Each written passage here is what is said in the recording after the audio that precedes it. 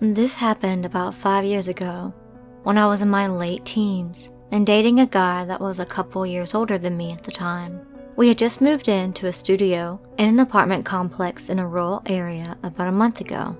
And next door lived this old man who was overweight, bald, and had these huge eyes behind his glasses. About 2 weeks after moving in, whenever we would come home pulling into the apartment parking lot, we noticed he would always be there, every time coming out of the elevator room, into his car, or the trash room. This was a little strange because my boyfriend and I never had a set schedule. About a week later, my boyfriend and I came home through the parking lot as usual, and the guy wasn't there. We went upstairs to our room and we found that our door didn't open / or unlock no matter what we did. There was no deadbolt and there was nobody else in the unit. So after about 10 minutes of not being able to open it in any way, my boyfriend started trying to kick it to see if it would loosen up. Then our creepy neighbor comes out of his front door naked, barefoot, with only boxers on, and asked if we were okay and if we needed any help. We were kind of freaked out at him just showing up like that, and we were silent for a moment. But then the guy said to my boyfriend, "Do you want to come in through my unit and climb over to your balcony?" Our balconies were connected to each other, and my boyfriend knew he had that door unlocked. So he had made a terrible decision and just said, "Sure, fuck it," and went into the guy's apartment. This is where it gets fucking weird. As I waited for my boyfriend to open the door, I stood in the hallway.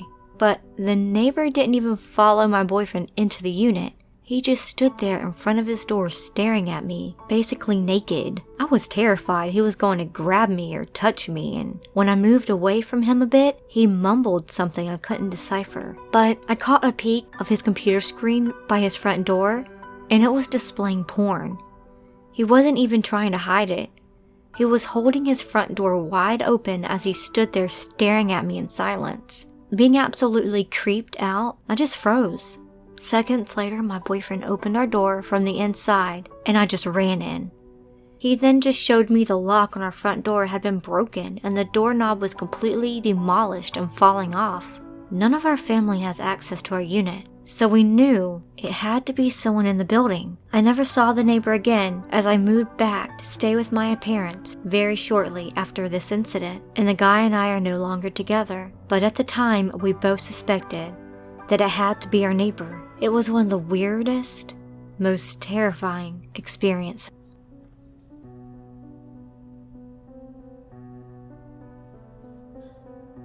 To give context, I'm a 25-year-old male. I started a job at a company that makes lenses for glasses, and immediately I was introduced to Nate, an awkward guy around my age that seemed like he had good intentions.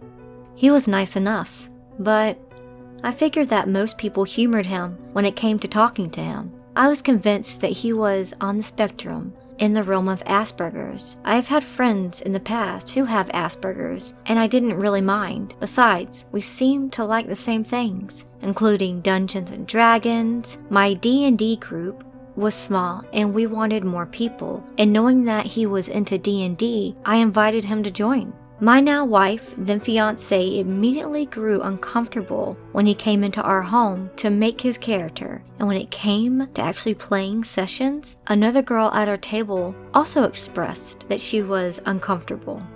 I didn't feel great about it, so after 3 to 4 sessions, we kicked him out and continued playing. But I still see him at work, which led to him always acting sad around me. But I wasn't going to give in. Eventually, I kept telling him that I was starting another group, and he could join that one, yada yada yada. His pity party was starting to annoy me, so I said whatever to keep him at bay. One day at work, he had the same day off, and the following weekend, not me or nor my coworkers saw this as strange. But then, when Monday came, he still didn't show up. Tuesday, no show. This was very unlike him, because he was practically a teacher's pet. Soon, one of my co-workers was moving around the warehouse with a phone in her hand, stopping people and sharing the news. Nate had been arrested in North Dakota as he attempted to meet an underage girl for sex. We were all in disbelief because that's the first feeling that hits you. You don't want to believe someone like that could live in your town, at least work right beside you. Indeed, he was in contact with a minor over the internet and set up a meeting at a park with the intention of having sex. The police were tipped off as a teacher just happened to see the messages on the girl's phone. I nearly puked when I heard the news. He was in my home and made comments about my kids being so cute, especially my daughter, which definitely made me more sick. He would talk to me sometimes about wanting a girlfriend and how he was just waiting for the right one to come along, someone in his church group, and now it scares me to think how old this girl was. One of my friends at work mentioned how he went to install a washer and dryer at Nate's house, and when looking around, he was yelled at by Nate to not go upstairs, not in a "oh, that's my room and I prefer no one to go up there" type of vibe. More like, "there's something up there I don't want you to see" type of vibe. He was arrested and put in prison, like I said, and remains there to this day as far as I'm concerned. Just goes to show that you can't really know everybody, and that's what is truly scary.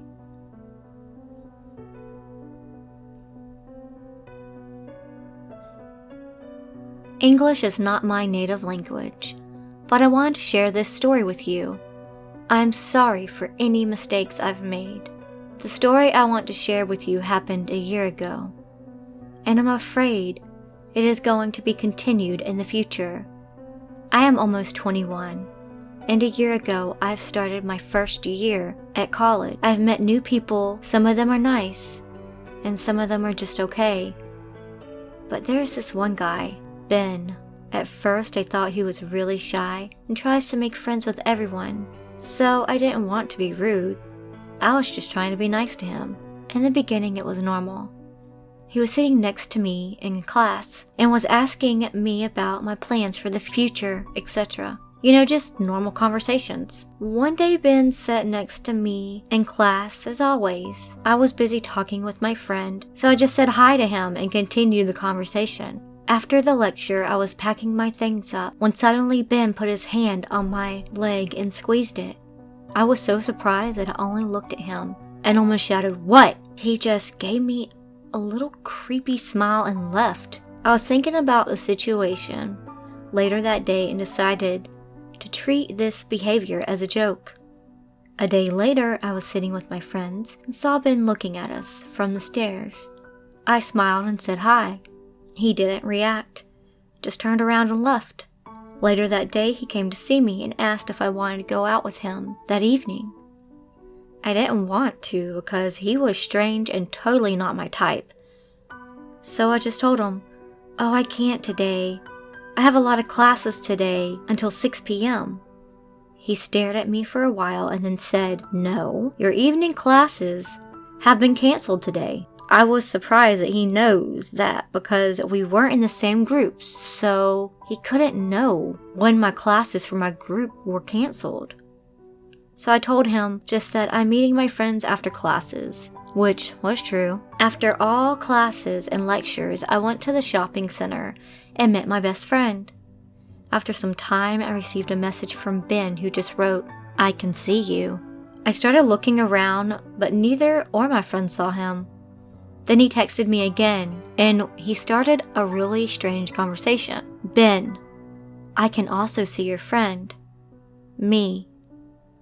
"Well, now you know I wasn't lying." Ben, "I can see you, but you can't see me." Me. "Stop this." Ben, "I want to know where you live." Me. I said stop. Ben, "I want to watch you all day and all night." That's when I blocked him. I was so freaked out, and I was so glad to have my friend with me. I've blocked Ben everywhere, hoping that he would give up. For a few days, he wasn't sitting next to me. He even pretended that I didn't exist, and I took this as a good sign. But one day, when we had a really long lecture, it was already dark outside. After the lecture, I said goodbye to my friends and left the building. I was walking towards my car when I saw him standing in the dark near my car. I was really freaked out because I was alone. I called my friend, Aiden. We started talking to show him that I'm busy and have no time to talk with him, but he hadn't moved. He was just standing and staring till I left. Then due to the COVID-19 pandemic, our university decided to have online classes and lectures. Now I'm on my second year, still having online lectures. I'm glad that I don't have to see Ben right now, but I'm afraid what he will do when we get back to school.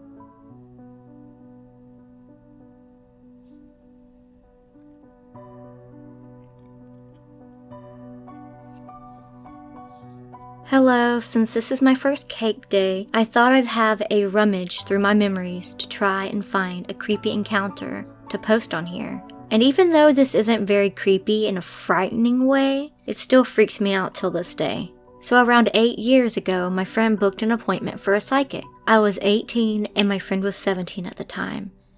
So it was super rare for a psychic to book her and without ID, and it's usually 18 plus where I live. So I thought it was quite strange, but probably wasn't uncommon if they just wanted some quick cash. So we had smoked some joints a few hours before her appointment and ended up falling asleep. So by the time we had woken up, there was only 10 minutes until her slot, which was fine because we didn't live far away, but it meant she had to go straight in, whereas I opted to chill outside and have a cigarette. I'd just like to point out as well that the psychic was located inside a jumble cell sort of store, so that was weird on its own. But you also couldn't see outside to where I was sitting at all, so I have my cigarette and head inside to wait on her. There was a seating area type arrangement in front of a literal cupboard the psychic was working out of, so I sat down there and waited.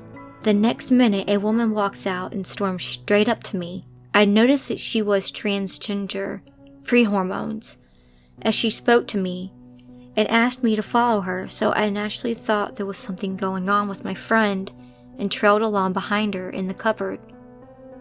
When I got in there, she pulled in a chair. I took a seat and she excused herself for a moment. At that point, I was asking my friend if everything was alright, to which she replied, "Yeah, I don't know what's going on. She just stormed out saying she needed to fetch you. I don't know how she even knew you were there." So at that point, I'm scratching my head trying to figure out what was going on. So, the psychic returns and introduces herself. I'm sure she said her name was Raven, but can't be sure, but that's what I'll call her. She then takes my hands and starts to tell me that everything was okay and I didn't yet understand everything, but one day I would. At that point, I'm a bit spooked. But anyway, she continues telling me that my brain is different and that one day my brain wouldn't be so out of place anymore. So then starts to go on about how similar we were, but I didn't know it yet. And she also loves Doctor Who. She then asked to see my weeping angel. I'd had a weeping angel tattooed on my arm only a week prior, so at this point, I was beyond spooked. I was also wearing a hoodie, so you couldn't see either of my arms. She then pulls out some crystals and tells me that our energy is the same, and she could prove it, and I shit you not. When she placed the crystal on my hand and placed her hand over on top of mine, our arms started violently vibrating. At that point, I think she realized I had had enough.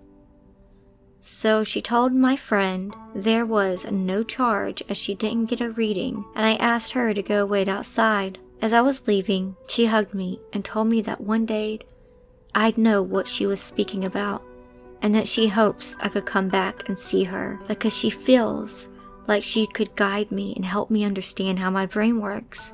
So not the scariest story, right? But here I am, 8 years later, as transgender as they come and extremely grateful for that chat. Even though I didn't go back and see her, and by the time I actually tried, she moved on, it's still really cool that someone realized that about me even before I did.